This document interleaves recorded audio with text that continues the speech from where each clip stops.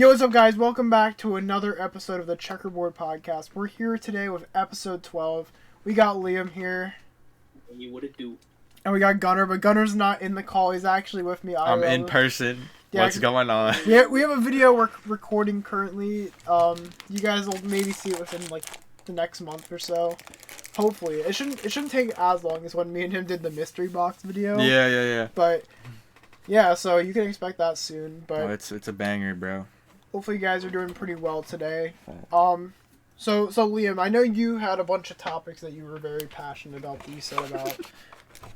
Not too happy about a few things, huh?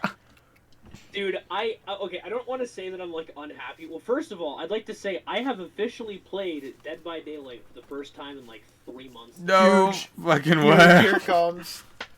So I hopped in and I was like, you know what? I'm gonna like be very unapologetic. I'm gonna play 5 rounds as killer, 5 rounds as survivor, and for 2 of them, I was very experimental with this. Okay. So my first one, I played my first 2 rounds for both. I played really fucking sweaty, really fucking try hard. Bro's the problem. The first match Sorry. was I played Myers with Infinite Tier 3 and the Obsession, like you get more shit from your Obsession, with Endurance and the fucking Nemesis perk. Like just instant Tier 3 and instant Infinite Tier 3. I got Tier 3 by like Gen 4, or not Gen 4, like Gen 3, and just fucking swept. And then I went to another really overpowered build, which is actually no cap my invention. I invented this perk, and I will not. Wait. Can I ask you something quick? Or not build. What's up? Is this like live servers or is this PTB? This was live servers. Okay. PTB is so just like the test region. I didn't test the PTB yet. I was thinking about doing that later, but I was just testing like the current like. Because I'm gonna do this again after. I'm gonna do this like I'm gonna play more matches again after the PTB, just because this was more or less just like gauging where the game is at. Yeah. And like what exactly how people are playing, what people are playing as, etc. But so I did that, cleaned out with Myers. I also played like an absolute dick. Like I was being as much of an ass as possible. Holy shit, like, dude. was trolling. I know. Tunneling, camping, fucking like hitting people on hook. I was being an Oh no! Why are you being toxic, dude? He's being a menace. Yeah. He's putting out his fucking long hatred towards Dead by Daylight on all these poor fucking players, dude. Well, that was the first 2 matches. The second match was with my probably favorite build in the game, which I'm not kidding you is 1 single add-on and 1 single perk.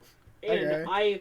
I'm not kidding you, with this 1 add-on and this 1 perk with this 1 specific killer, I have 5 gen people, and this is not a joke, this is not a hyperbole, I am not memeing anybody. I have won 20 consecutive matches without losing a single fucking gen. And what killer is it? Wanna know what it is? Lethal Pursuer with the add-on on Oni that makes you see survivors' auras when they run over your blood. Oh, yep, that'll do it. That's it. That's all I fucking need. Damn. And I will literally fucking clown on people. I ran that back. I did lose a gen this time. I'm a little out of practice. But fucking clowned on him, fucking was being a dick again, tunneling, camping, etc., etc.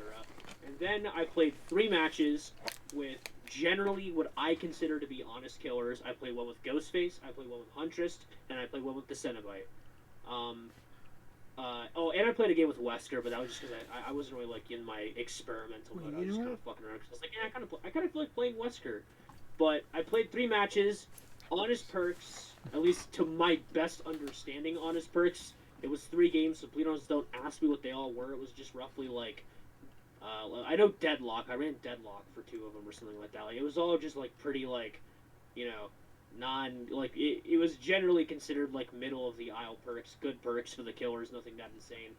And my Ghostface match ended in I know you're probably clueless right 3 now. minutes and 10 seconds. The survivors completed all gens in 3 minutes and 10 seconds. Damn. And then the second game, 4 minutes and 5 seconds. And the third game, was like roughly around the same time. Wait, like, is this you on Survivor side or Killer side? This is me on Killer side. So okay. like when I wasn't playing meta perks and I was just playing generally like balanced builds and shit like that, to my absolute non-surprise whatsoever, when I couldn't do really cheesy things like see all survivors' auras at all times or just fucking kill people immediately with Myers, people were just literally going to a pallet, waiting by the pallet, not engaging with me or chasing me whatsoever, dropping the pallet, waiting for me to either hit it, and then, or continue looping around to see if I can get a hit off. And if I did get a hit off, they would just stay, loop around longer, wait for me to break it, and then, like, that was it. It was the most boring fucking 45 minutes of my entire, or, including queue times, like, 45 minutes of my fucking life.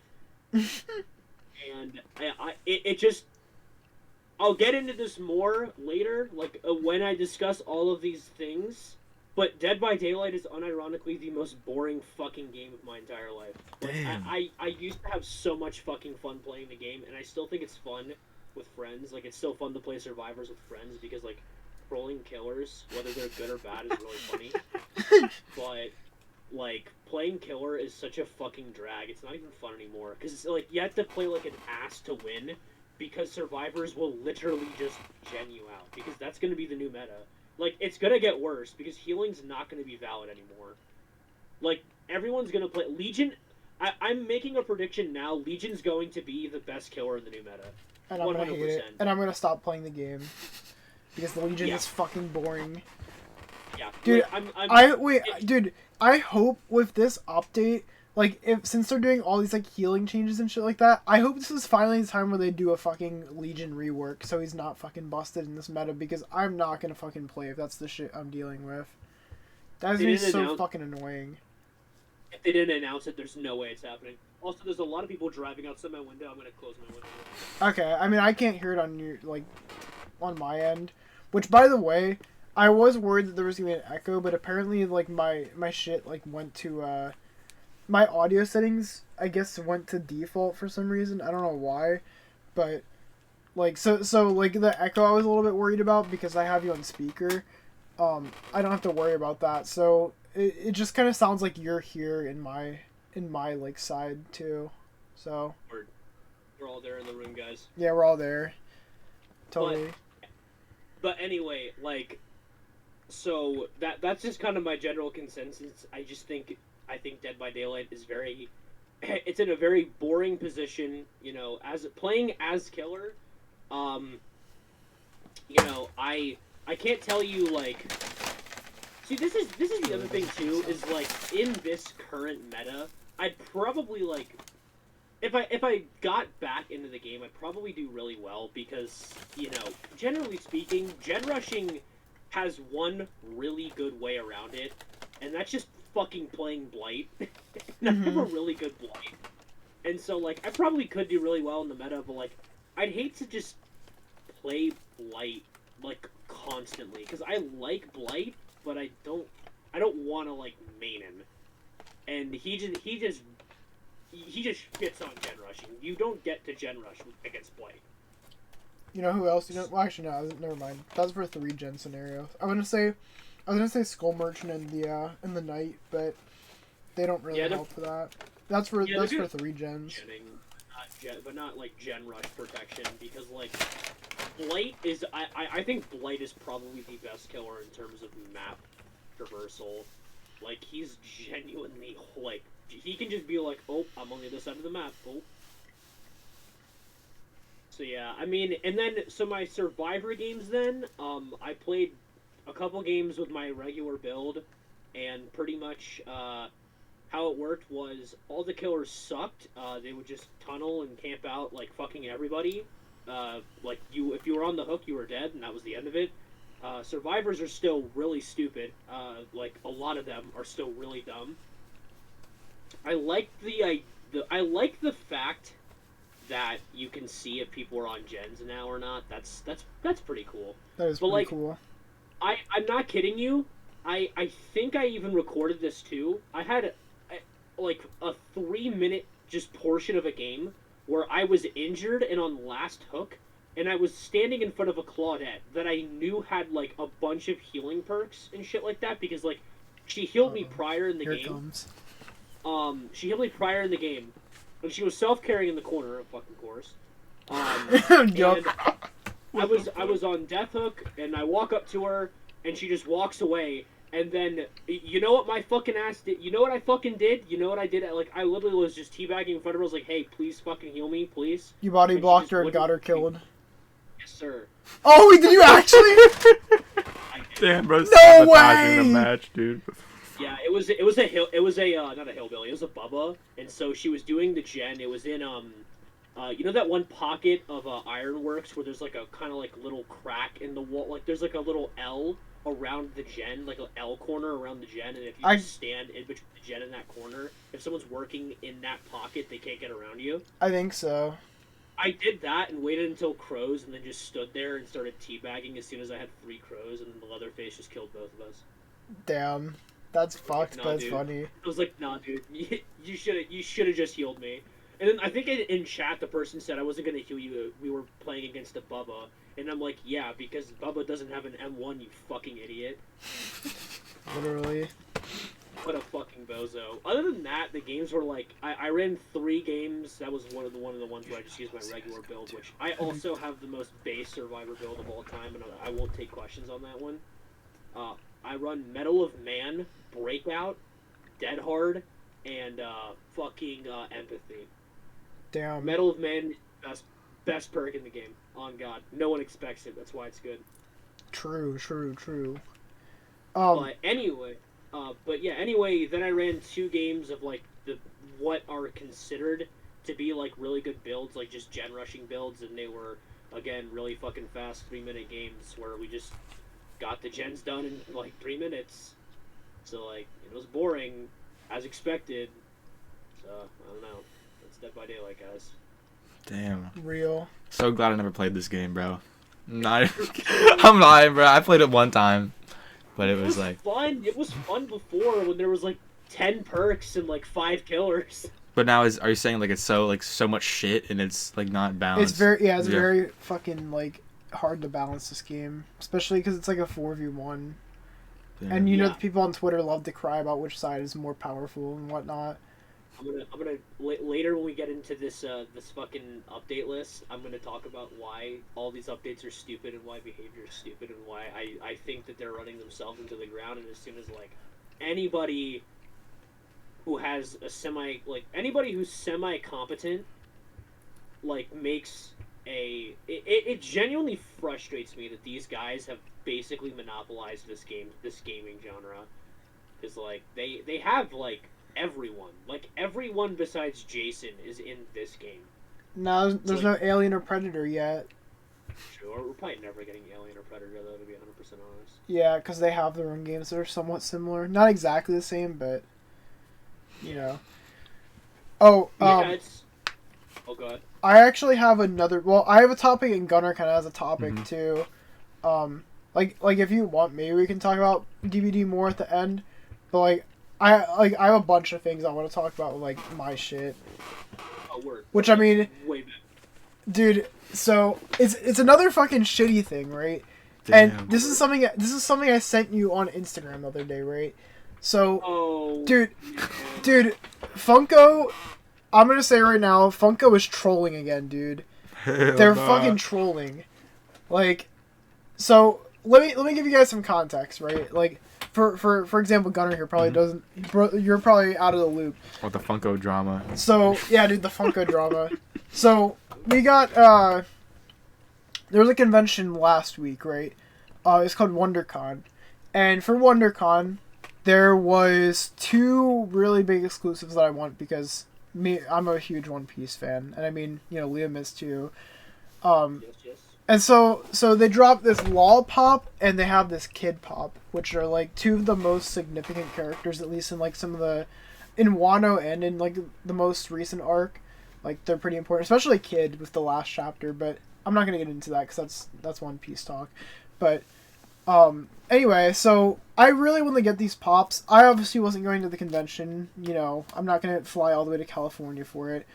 But So the first thing I want to talk about is like my fucking experience in the queue, because God, this was probably the worst fucking queue I've ever had, dude. So I was home for this, like, for once. Like, I wasn't actually at work. I didn't have to sit on my break and try and do this, because I was actually home because I had off that day, because I was going to a different convention.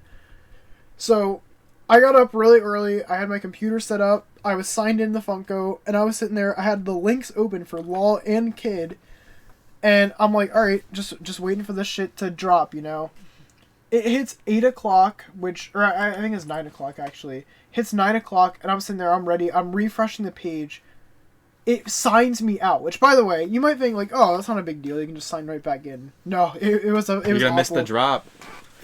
See, the thing is, they changed it so that whenever you want to actually, like, buy shit now on the website, you have to, or at least, like, for these drops, you need to be signed in.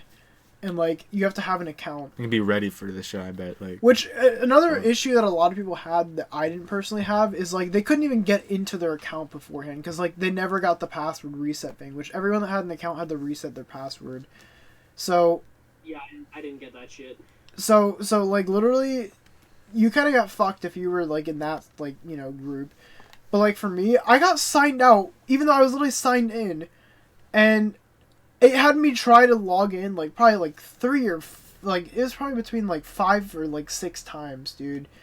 And eventually, once I logged in, like, I was constantly refreshing it on my phone to see if it was still in stock.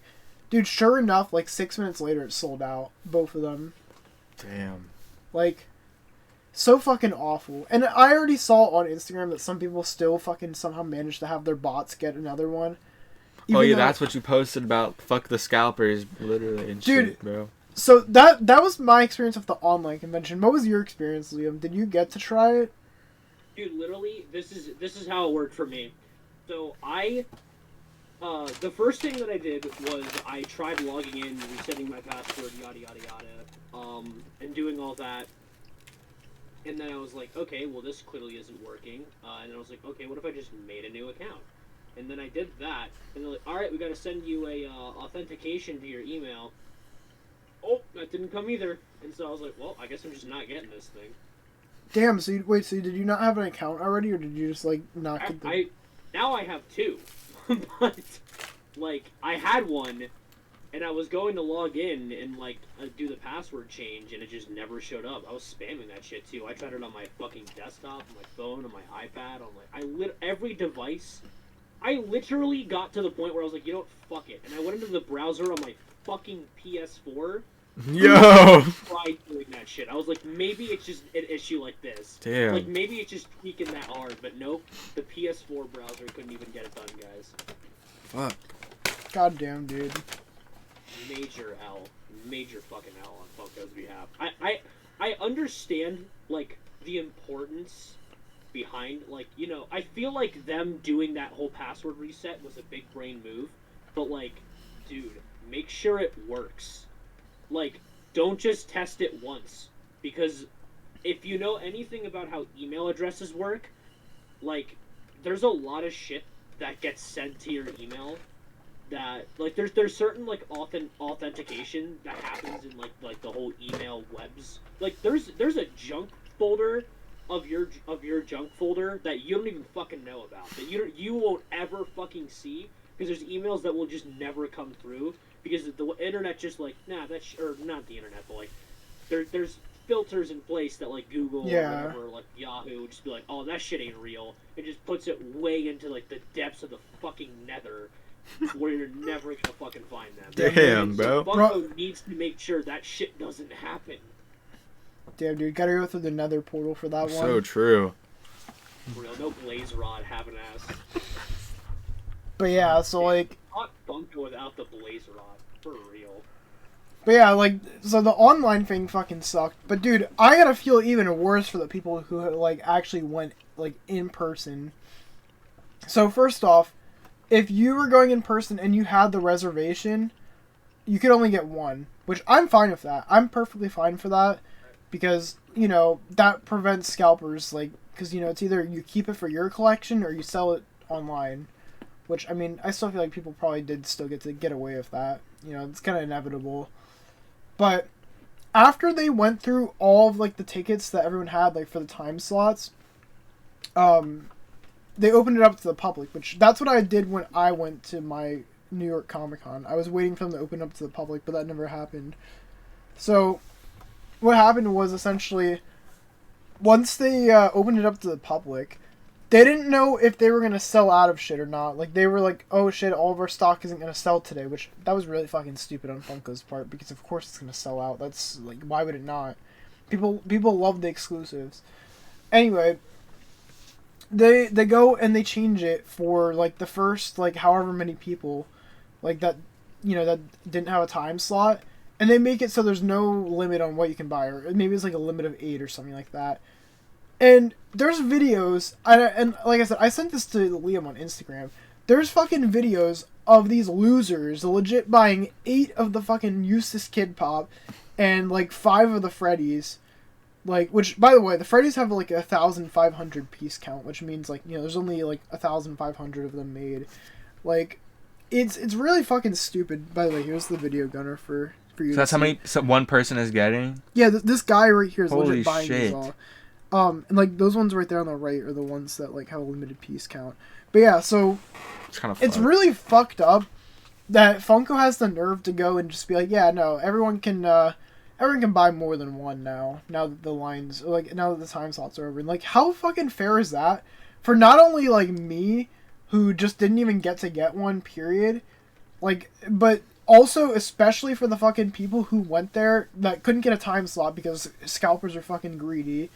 And 2, like, you know, not everyone gets, like, you know, not only that, but just, like, some people just weren't, you know, able to go at this right time and, like, get the time slots, I'm sure. But, like, I literally read a thing that, like, a mom was taking her son there to go get these pops, like, because I'm assuming he wanted, like, the Eustace Kid Pop or, like, the One Piece ones. And he was waiting in the line, and by the time he actually got up there, the fucking ones that he actually wanted got sold out because of these fucking assholes that buy 8 of them.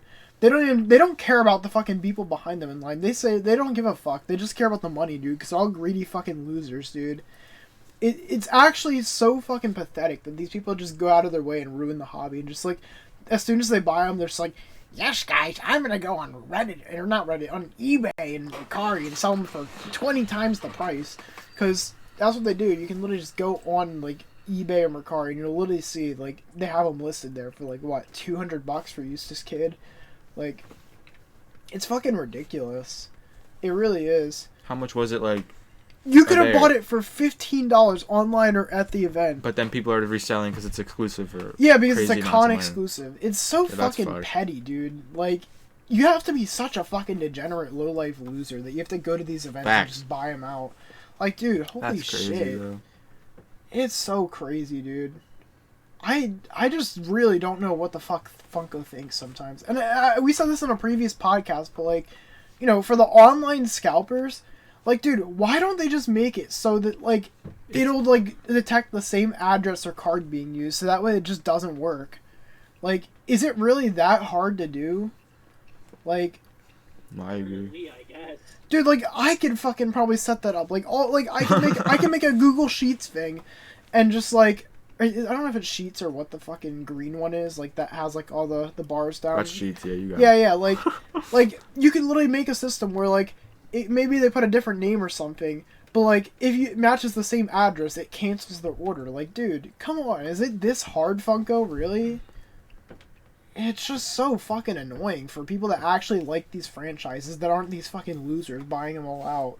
Damn. That's, like, personally, I think that the end-all, be-all fix is stop having online exclusives, you losers. Well, I mean, it's still technically not an online exclusive. Well, yeah, actually, no, you're right. Alright, fine, you got me there.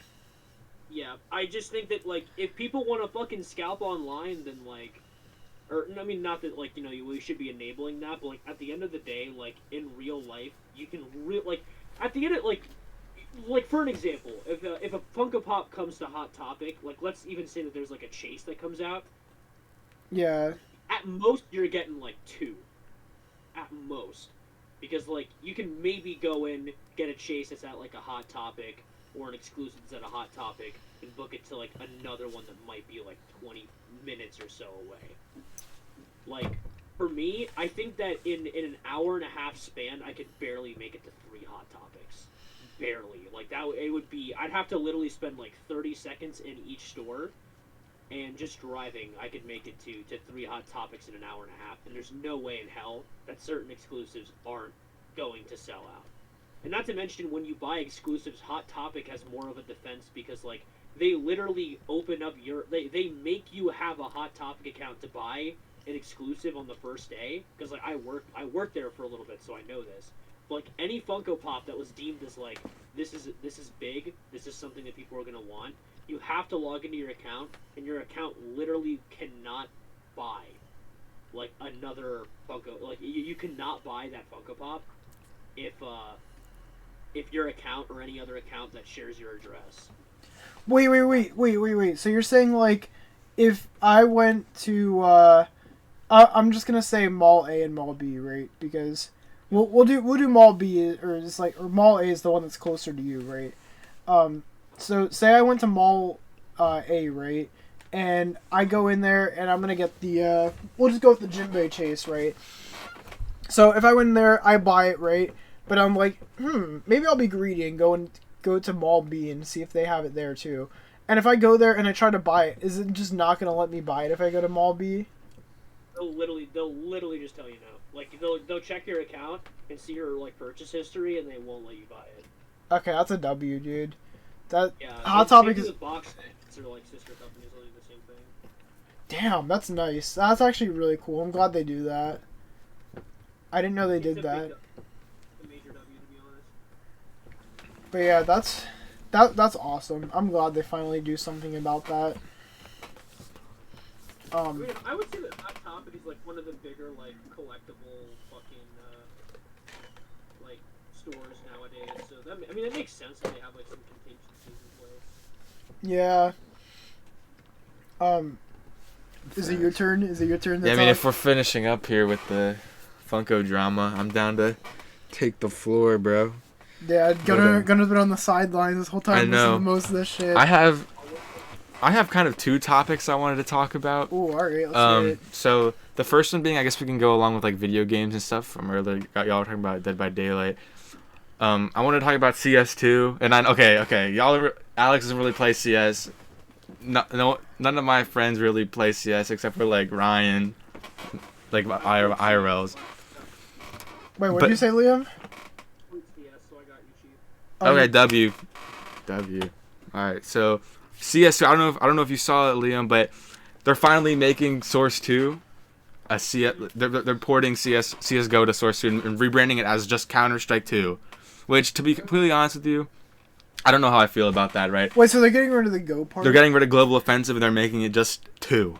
Like Counter-Strike 2, which, like, come on, they're trying to do like an Overwatch 2 kind of thing, which is kind of fucking cringe in my opinion. Like, come on, if you're trying to rebrand it and make it like the FPS, I would just go Counter-Strike, just straight up, because that is clean as fuck. You don't have, like, not adding numbers. Yeah, like, you get what I mean, like, but I'm not gonna complain because it is a sick update. It is really cool.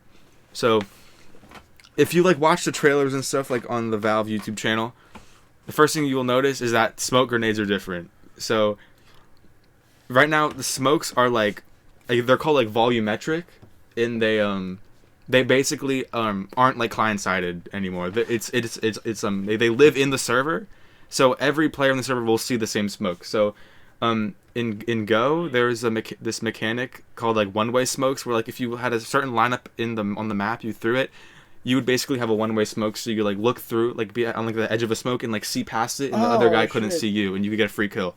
One-way smokes are no longer a thing because everyone sees the same smoke. That's nice. Which that's a good balance, but I'm gonna miss the cheeky kills because I know a few one-ways. But you know, but overall it levels the playing field, if you know what I mean. So I'd say that's a good thing in the long run. Graphics got a huge boost. So basically, all the maps look way nicer, and a lot of the maps are being reworked.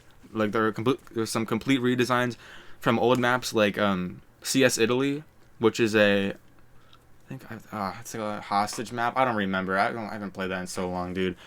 But Italy is like an old map that now doesn't get a lot of attention, but it got a redo, and that was teased in one of the trailers. Overpass, DE Overpass got an update. It looks really sick. Was that the train map? No. Overpass. Well, there is like a train that goes over it, but it's not DE Train. Train is a different map. Overpass is the German one in Germany with the playground and stuff. Oh, okay. And yeah, but that looks sick. And right now there's the CS2 limited test. So basically, like, people get randomly picked to play a beta version, but you only get to play Dust 2. Which is whatever. Dust 2 is a shit map picked. though. I did not get picked, and I'm pissed off about it. But dude, fucking Valorant players got picked. Valorant, what? Like Tarek, like in Shroud, bro. Like, no offense, they haven't played fucking CS in a long ass time. They're I know this map. they're all playing Valorant and shit. Yeah, dude. Okay, but that's probably just because they're trying to grab the players, dude. They definitely want to be like, yo, get back in our game, dude. Mm-hmm. CS is better. Like, listen. I think Valorant fell off. Oh shit, I'm gonna break your chair. Valorant kind of fell off. I mean, that's just me though. I feel like it kind of did. Mm-hmm. Like, I feel like after, what the fuck is the water dude's name? Anyway, the fucking dude with the waves and shit. I don't know. I kind of stopped caring. No, not Gecko. The guy before him. I think his name's Harbor, if I'm right. Harbor. Well, anyway, yeah. I stopped caring after they added like, what was. Actually no, it wasn't Harbor. It was like the one map that has like the Pearl? The zip lines that go across. Oh, Fracture. Yeah, Fracture. Bro, yeah. After that map came out, I didn't really play Valorant anymore, so I'm not gonna say anything. But I don't know. I'm hoping CS2 makes me go back to play it again. No, and yeah, there's more advanced video settings, so you can really like make it like work for your computer. Because I think Valve is just trying to make like level the playing field, like I said, like basically make sure everybody can access the game with like decent performance. You get what I mean? So there's more advanced video settings and whatnot. Yeah. What else am I gonna... Oh yeah, the tick rate. So usually the servers run at like they have their own like version of time called ticks. So usually in CS:GO, in Valve matchmaking servers, there's 64 ticks in 1 second. I think that's how that works. I could be completely wrong, but it's 64 ticks. That's how many times. Yeah, 64. How many times a second the game updates? So basically, so it's 64 tick in matchmaking on Valve, but in the pro games it's 128 tick. So it's like double the speed. So it's basically faster servers and more up to date. Like, so if you shoot a guy and like it's like basically faster and like more equipped for pro play, I guess. Yeah. So everyone was like, "Oh, MM's gonna get 128 tick. Like that's gonna be in Source 2." But basically, Valve was like, "Yeah, kind of." So they basically got rid of ticks, and they're calling it a sub-tick system, which basically means it just continuously updates, and there's no need to wait in between ticks. Because it would only update on a tick, but now it just updates all the time. Oh, that's good. So I guess we'll see how that plays out. I haven't played it, like I said, so I don't really know the difference, but it sounds cool. I mean, all this shit seems cool.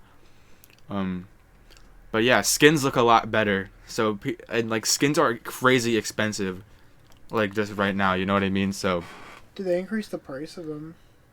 They've gone up just due to people buying so much shit. Like, knives look way better, like some knife finishes look insane in the new lighting and stuff.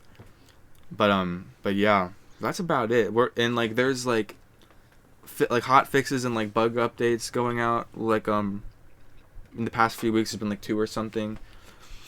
I just want to see the new maps personally. I'm hype, but I want to see the new maps, dude. Like, I hear they redid Inferno. The Overpass update seems cool. And they need to remove Dust 2 and Mirage. That's what I have to say. Remove Dust 2 and Mirage, bro. Wait, is Mirage that map that has like wait, it's not Hookah. I was gonna say Hookah. Hookah, bro, that's Bind, bro, on Valorant. No, I'm thinking of Valorant.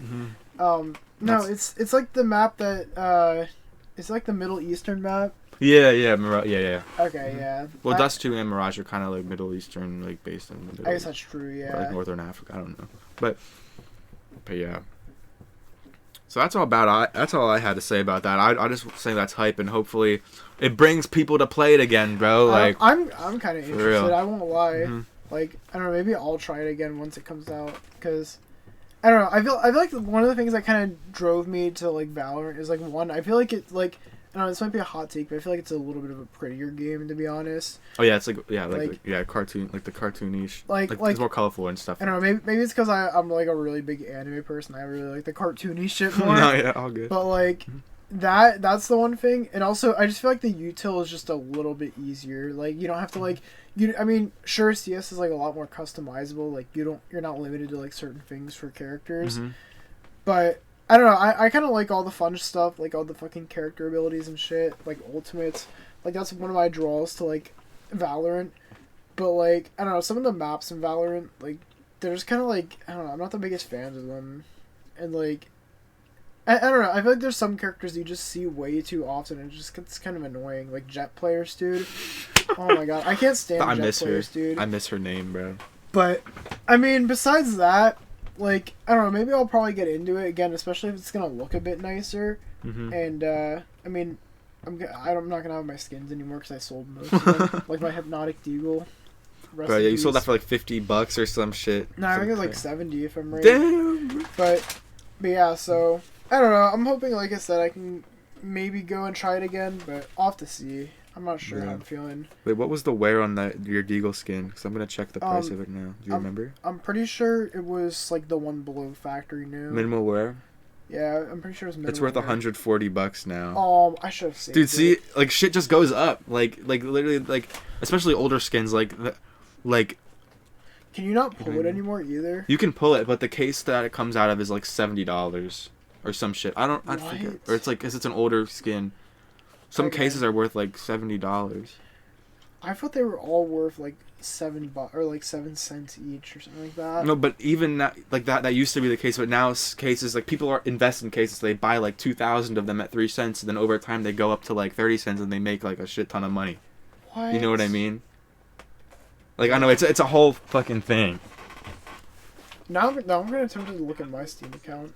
Yeah, like I want to see how much you have in there. Wait, what'd you say, Liam? No, it's the stock market, but Counter-Strike. It's pretty neat. It do be like that. But yeah. Wait, was that both things? I think I said 2 things. I did say the other thing I wanted to talk about. YouTube nostalgia. Oh. Like in 2017 YouTube, because I fucking saw a TikTok on my For You page. It said Ice Spice and Pink Panthers dropped the best collab of all time, and then like right after that it was Alyssa Violet and Rice Gum with It's Every Night Says, and I was like, holy shit.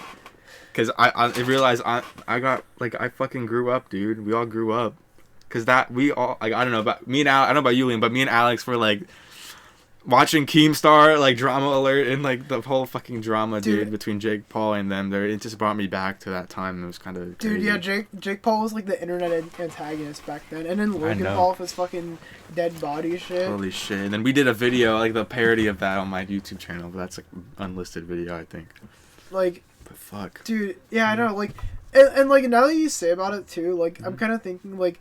I don't know if you guys have seen the clip of it or not, but Idubbbz went on the Anthony Padilla podcast, right? Oh yeah, I saw it. And oh my god, this dude literally goes and he's like, yeah, no, when I went to a fan meetup, there's a lot of these really weird people that showed up. They were all acting very weird. Bro, you were weird. Shit. You were. But like, dude, how does he not know, dude? Does he not realize that he literally acted like that and he literally went out of his way? Bro literally drove to a fucking convention of like how old was she? Like Mojo. 17 or something like that, or 19. I don't know how old Tana Mojo was, but like, and he did his famous line. And bro just literally says the word, like, yeah. I'm not gonna say the word obviously, but like, bro, how does he not know, guys? Like, yeah. I just feel like Idubbbz is just like, I mean, I'm sure there's more content creators than just Idubbbz, but like, dude. Some of these content creators, dude, they just literally just give up on their whole, like, personality and just, or, like, their whole fucking gimmick that they used to have and just, like, they just go for whatever's popular. Like, dude, one of my biggest examples of this is fucking Muzelk. Muzelk used to be one of my favorite Overwatch YouTubers back when I was, like, huge on Overwatch. And bro just, like, switched it up and went straight to fucking Fortnite, dude, because Fortnite was, like, booming. Which, I mean, I get it. Some people just want to go for the bag, but, like, dude... you gotta feel bad for the fucking OG fans that came there for, like, you know, see him for his, like, original content. Like, I don't know. I hate when, I really don't like when content creators do that shit. Like, or at least, like, you know, slowly, like, move out of it instead of just being like, yeah, no, I'm just dropping this game all completely, or, like, I'm just dropping this whole genre of shit, like, completely and just switching to something else. Like, but yeah, I feel that. But, like, the thing for iDubbbz, like, he kind of had, like, well, yeah, no, I like, know had to, like, but, like I don't know, like, that was just weird. I see, no, my thing is with iDubbbz, at least, is, like, I feel like there's some series, like, he still definitely could have done Content Cop and, like, done it, like, a lot less edgier, and, like, Bad Unboxing, there's nothing wrong with that, like, he could have definitely kept doing that shit, too, but, like, dude just doesn't do it anymore, he just goes, and, like, he has the boxing event, which, I mean, I think that's pretty cool, but, like, now he literally just kicks someone from his fucking card, all because the dude made a joke about his girlfriend's OnlyFans. Like, dude, really? Like, and like, dude, she put that on herself. That's her fucking career choice. Like, dude, if you can't accept the fact that people will make a joke about it, then, like, don't fucking just do it. Like, it doesn't make sense. Like, what? Yeah. I feel like one aspect of this is, like, think about, like, just the Filthy Frank era and how that shit probably affected iDubbbz, like, as a person and as an individual, because, like Joji stopped being Filthy Frank because it was genuinely giving him, like, severe mental health issues. So, I mean, And I think know. physical health, because his throat was messed up from doing the voice. Yeah, so, like, I mean, there could be, like, a lot of, like, aspects like that. I mean, I'm not a big iDubbbz fan either, but, like, I don't know, I feel like maybe trying to, like, deassociate yourself with that, like, genre, because people like that definitely still exist, and so, like, maybe trying to, like, deassociate himself with them completely isn't a bad idea. But you can't deny, like, the damage has already been done. You know what I mean? Like, Yeah, exactly. that's just unfortunate reality. I think that what you're kind of saying is the same as, like, I mean, you like, were a drunk driver and, like, got into a car accident, therefore you shouldn't go to Alcoholics Anonymous or discourage drunk driving. Like, I don't know, man. I feel like he's allowed to discourage things like that if he so chooses. Yeah, no, for sure. Negatively affected him. Again, I'll call him cringe for it. Like, I agree with you. Yeah. Like, from that standpoint, I'm like, you know what, man? If he wants to play, like, the opposite side of the pendulum, like, by all means, go ahead and do it. But I still think it kind of, like, I don't know. It's one of those things that just feels weird because, like, I don't know. When people, I think that people also have the tendency of, like, when you swing from one side of the pendulum to the other, I think people kind of take it as a coping mechanism, and, like, I don't know.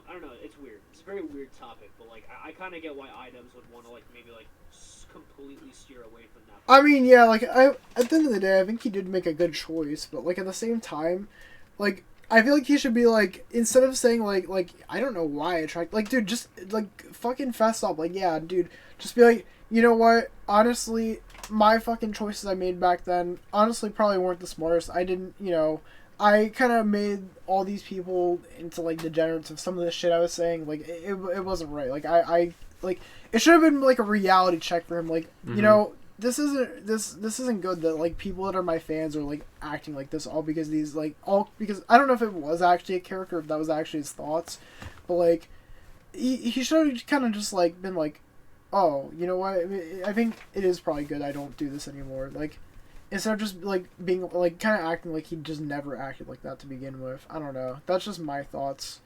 Just admit it, you fucking did it, like, it's not like, you know, you can't act like you didn't. So, yeah, the pessimist in me never expects that from people, unfortunately. I guess, yeah. But, I don't know, I mean, I do kind of miss, like, those old days of YouTube, though, too. Like, I don't know, this might be a hot take, but I kind of miss YouTube Rewind. Like, not... When it was good. Yeah. It was good. Like, not... I'm not talking about the fucking one with, what was it? Like, oh, that's hot! Yeah, I'm not talking about that one. But, like... I actually kind of miss, like, the ones, like, dude, the back in 2013, that has to be one of the best YouTube rewinds ever, dude. Nothing better than Fortnite and Marquez Brownlee. That one, honestly, this one might be a hot take, but, like, the one that had, like, Logan and Jake Paul in it, I actually kind of like that one, too. That, like, I don't know, but, like, especially 2013, that was just, like, the best one overall, in my opinion, but, like, dude, I feel like YouTube should have just been, like, you know, just should have been like, you know what, we fucked up. Maybe we'll try better next year and like actually listen to our community instead of like going and selecting like fucking comments made by like 12-year-olds, dude. Like, dude, listen to your actual community. It's not that hard. Like, there's a overwhelming amount of people that you could just literally look to. Like, look at the stats, dude. Like, get Mr. Beast up in there. Like, have dude, Mr. Beast will fund a YouTube rewind. Didn't he do his own YouTube rewind? Yeah, he made his own. Like, why don't... If YouTube was smart, they'd be like, you know, this Mr. Beast guy, he's, like, probably our #1 YouTuber, which I'm pretty sure he actually is, not including T-Series. Like, literally. Like, maybe we should ask him, you know, since he's, like, the king of this platform, he's got connections to, like, a lot of huge YouTubers. Like... Maybe he could do something. And I mean, I know Mr. Beast is like, you know, he's an American, so he's not going to be able to like get every single one. But I mean, I feel like Mr. Beast could maybe, if he really wanted to, be able to contact some of these foreign YouTubers and figure shit out. Because I mean, if you watched his like one video of like the curing the blind people, like he didn't just go to America and do this. Like he went to other countries. So like, it's not like out of the ballpark that he could go. Mr. Breast. You know, like I feel like he definitely could find a way to make a good YouTube rewind for him. Like, if they really wanted to. Because, I don't know, like I said, I still feel like YouTube Rewind was, like, a really good aspect of YouTube, looking back at it. But it's just that YouTube just... There's no fucking connection between the creators and the actual people at YouTube. Like, they're so fucking clueless. They don't listen to their own creators, dude. And when they do, it's on fucking Twitter. It's not on YouTube. Sounds like Congress. Whoa, out of touch alert. Anyway. But yeah, no, so... I feel like there's got to be some fucking way that like YouTube should like improve. And I mean, now that Susan Wojcicki or however the fuck you say her name isn't the CEO or whatever, maybe this Neil guy, I think his name's Neil. Maybe he'll start listening. Maybe he'll go for it. But I don't know. This is the same dude that I'm pretty sure said he wanted to add NFTs to YouTube. Yeah, so like what the fuck? Let's be real. Kind of a weirdo. But dude, Mr. Beast, dude. Mr. Breast. Mr. Breast. Alex was in a VC with him once, dude. That is insane to think about. Holy shit. Got to speak to the one and only. But yeah, I don't know. Is there anything else you guys had in mind for today? Because like, I don't know. I know you still had like a little bit. You want to talk about the Dead by Daylight, Liam? I don't know if you want to keep talking about that or not, but I mean, I had like a plan to kind of generally make a pretty open discussion, like just about, because I think that this is something that's kind of interesting to like kind of talk about, and that's that what does a well updated game look like? Because like a lot of games update their shit like no fucking shit, but like what makes a good update? Like what makes for a good update? How do you even do that? Is that even possible? Because like, I mean, sure, anybody could, like, be listening to me ranting about how much I fucking hate behavior. Well, I don't really hate it, but, like, you know, anyone can hear me, like, talk about that shit and be like, well, what would you do? And, I mean, I think I do have better ideas than them. But, why is what behavior's doing is bad? Like, I'm not just shitting on them because I don't like them. I'm shitting on them because, like, they just have really bad design, like, they have really bad update philosophy. And I think a lot of people have really bad update philosophy. And I actually think that has a lot to do with, like, what we were talking about with YouTube Rewind. Like, you know, where it's like oh, people are yelling about this thing. So, let's like, get rid of it, or, like, let's fix it. Oh, people hate the dislike button? Get rid of it. I mean... Whatever. Like, not a lot of, like, thought or consideration behind, like... You know, people are quick to go nuclear, but aren't very quick to go like problem solving or take initiative as to why something is the way it is. I hate to play devil's advocate for behavior, but like I will say they do listen like sometimes, like, and they like get to action right away. Like for example, Ghostface's terror radius, when they did the rework, like they were really quick to change that, and they changed it not only once but like twice. So, like, I don't know, things like that, they're really quick to listen to. And, I mean, I'm sure there's other examples. That's just the first one that comes to my mind.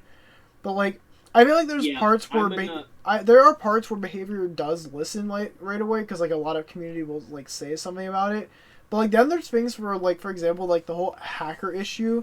Like, dude, I feel like every single Dead by Daylight YouTuber had to make a whole fucking like video about it just for them to do something, like. Right. And they like the least they could have done is like at least acknowledged it that like there was an issue going on instead of just like keeping like ignoring it and shit like that, like stuff like that. I feel like they definitely could have, but I don't know. Kind of get back to what you were talking about, like with like good changes. Like yeah, like I feel like the thing is like these developers really need to like listen to their community and like just like I don't know, they have to consider things to like actually balance the game, like.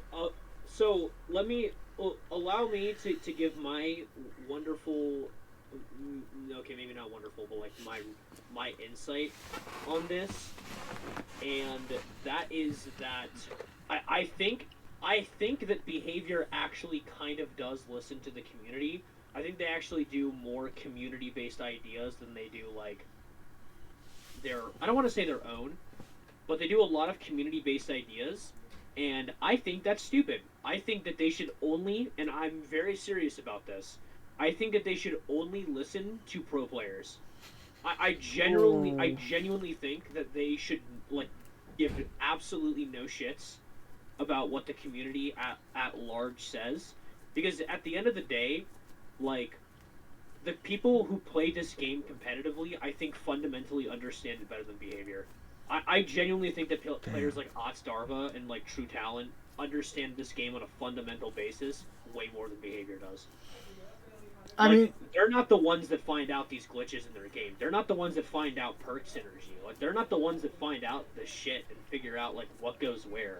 It's these like high level players that do that shit and that understand this game on a very intense fundamental level, and they don't listen to their ideas when they're the ones that probably are the most qualified to say like that this isn't my original idea, this isn't like my design philosophy, but I still think that this is a better idea. I still think that like if you're gonna listen to outside sources, then like listen to the people that actually fucking know what they're talking about, because I bet you that people don't even know, like I can guarantee you that people don't even know how like hitboxes work in this game. Yeah, probably not. Like I remember only learning not too long ago that like when you're running, like your hitbox is still kind of behind you. It's like when you're playing Huntress, like you don't always want to aim like right on the character. You kind of want to like aim for like their back. Mm-hmm. So like, yeah, I honestly kind of do agree with you there, to be honest. But like I feel like there are parts where they should definitely listen to people who aren't like, you know, the biggest. Like I don't know. For example, like actually I don't know. I guess there are solo queue like pro players too. Like I don't know, especially for like solo queue experienced survivors, where like not every single pro player is gonna be playing like I don't know. I don't know how to say it, but like I feel like there are definitely some parts where they should listen to like just, you know, casual players. Because I mean, not everyone plays Dead by Daylight for it to be a competitive game. It's more so just to like supposed to be like a party game. Just have fun, go against a killer. And, but like yeah, and I agree with that, and so I agree with that, and I think that that's technically correct. But and I feel like this might actually be a tangent that I've gone on before. But now allow me to introduce to you what I consider to be the greatest game in terms of updates release, that was also viable for party game, like it can be played on a party level, but was objectively the most balanced game of all time. Fortnite. Considering, no, the most balanced game of all time, considering the fact that, now granted, it's a lot different from Dead by Daylight, but like the design and update philosophy behind the game could be applied to anyone and anything, and that is Dragon Ball FighterZ. All fucking 40 characters in that game were like in their own respective right S tier characters. Granted, in that game there was like, you know, better, like in the Fighters World Tour, like there was one character that was like everyone fucking played them. That's because like they were objectively the best character in the game, but like everyone was in the same realm. There was not a bad character in that game. Like they're like not even like bad in terms of like, to bring in another game that I play, I'm never gonna win a major with Donkey Kong and Smash Bros. But like, I played low tiers in Fighters, and I could have won a major. Hell, I almost went to a major in Paris during that game's lifetime. Damn. In Paris? Shit, bro's a pro. Paris. Yeah, for that game. I almost fucking went to a major, and I played a low fucking tier team. I played like all characters that everyone's like, these are honest characters that don't have any cheese and are just respectfully good. Like, they were literally, like, all in, like, the bottom tiers of that game were, like, an A-. Like, it was literally... Every Dragon Ball FighterZ tier list was S+, S, S-, A+, A+. There wasn't even a fucking B tier. There was just an A-. Oh, that shit. game was so well balanced. And do you know why it was well balanced? Because their design philosophy was not, there's a good thing, let's nerf it to the ground. It was, let's make everything else that good. Fair enough. And I love that. Like, okay, you want people to stop fucking using Dead Hard? Make fucking other exhaustion perks that good. Make other ones actually matter. Like, you want killers to stop just using, like, you know, the Scourge Hook Pain Resonance, Dead Man's Switch, Barbecue Chill. Like, you want people to stop using that? Make other builds fucking better. Make other killers better. Like, the discrepancy between, like, Nurse, Spirit, and Trapper is disgusting. Even though, like, I can think of a lot of, like, really good killers that main Trapper, like Otz, for an example. Actually, I don't even think Otz mains Trapper anymore. I think he changed his main. Yeah, it's Plague now. Yeah. Like, like, there are a lot of good Trappers and stuff like that, but at the end of the day, like, there is a huge discrepancy between Trapper and between Nurse. And so, I mean, first of all, I still do think that Nurse is a little too strong for the game anyway. Like, I think, because, and fighters did nerf characters. Like, they did nerf characters that, like, but it was when they had fundamental problems that made them too strong. But, like, everyone was generally, like, gauged within the same level. Like, so, for an example, there was Ultra Instinct Goku, when he was introduced into the game, was ridiculously strong. And so what they did is they were like, okay, what, like, instead of being like, let's nerf all, like, people are complaining, let's nerf them to the ground, they're like, okay, what is the most essential parts of this character's kit and how they play the game?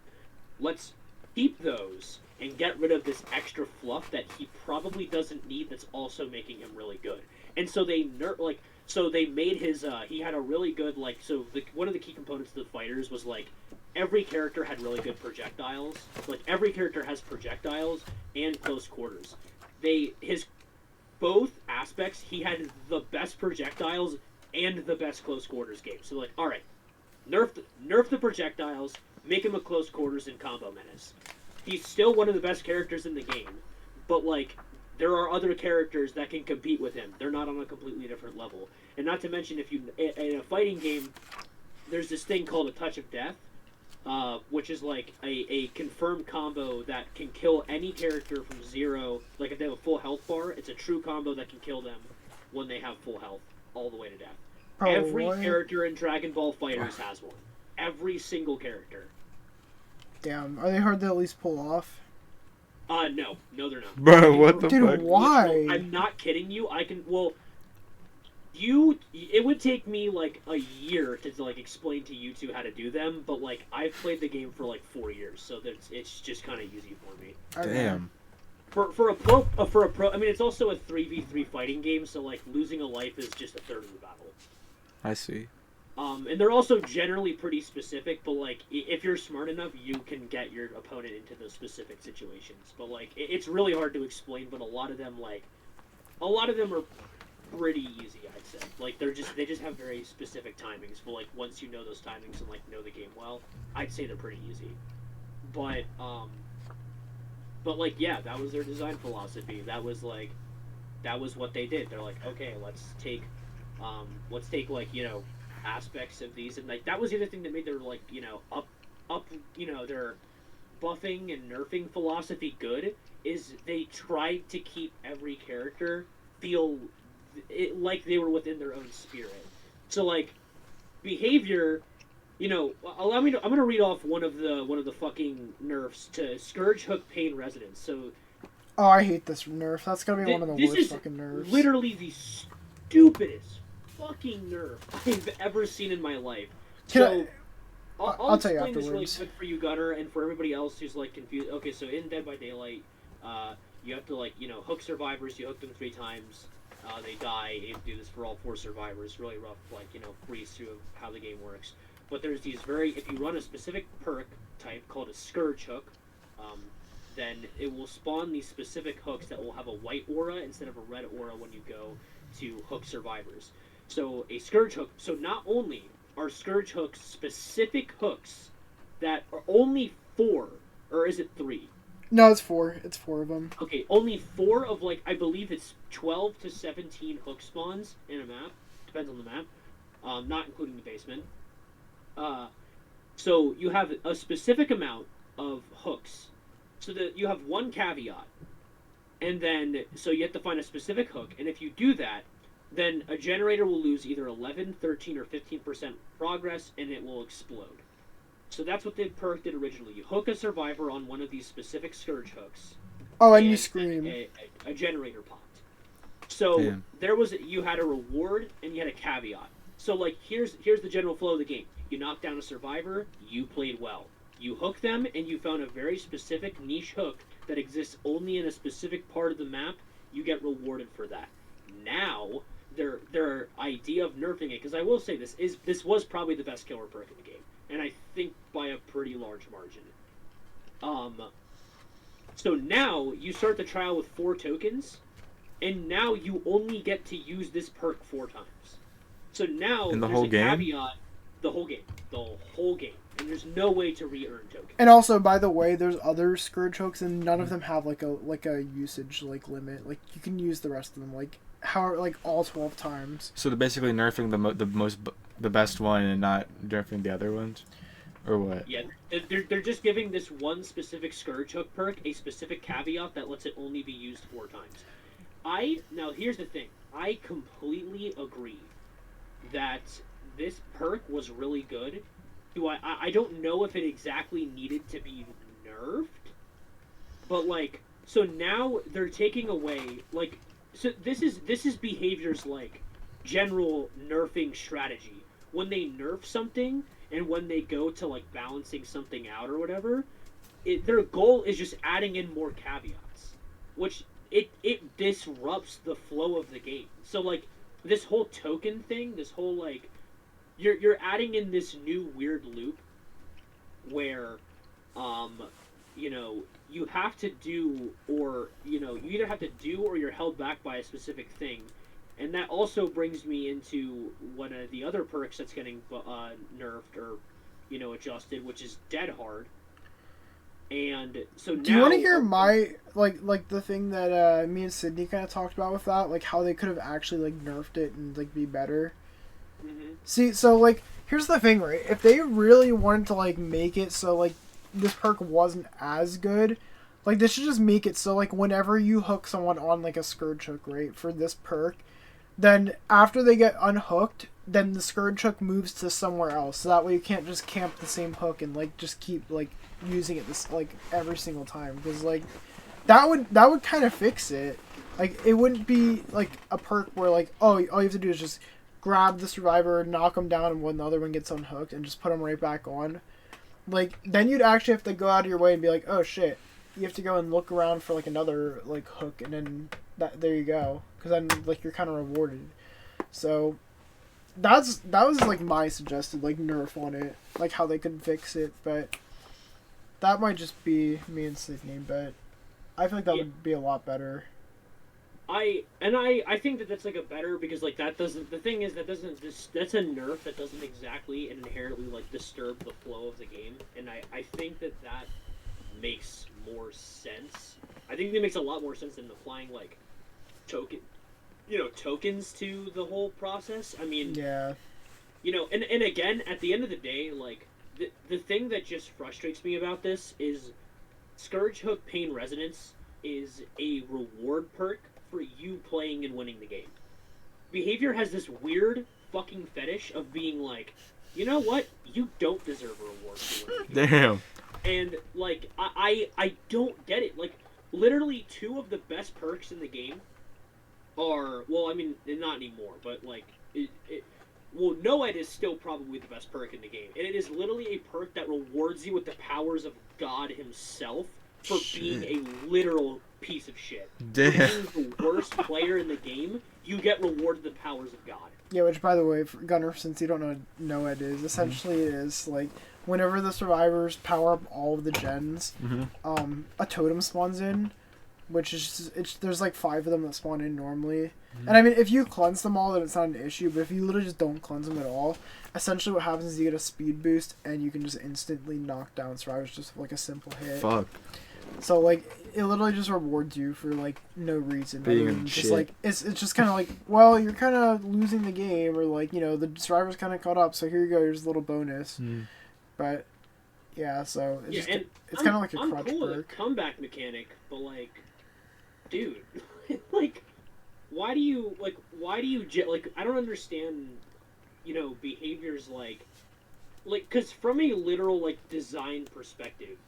See, what here is what my idea would be for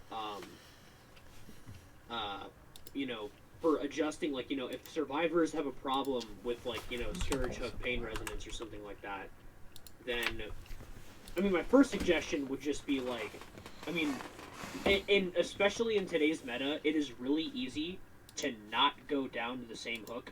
I mean, when you get unhooked, you get a free hit.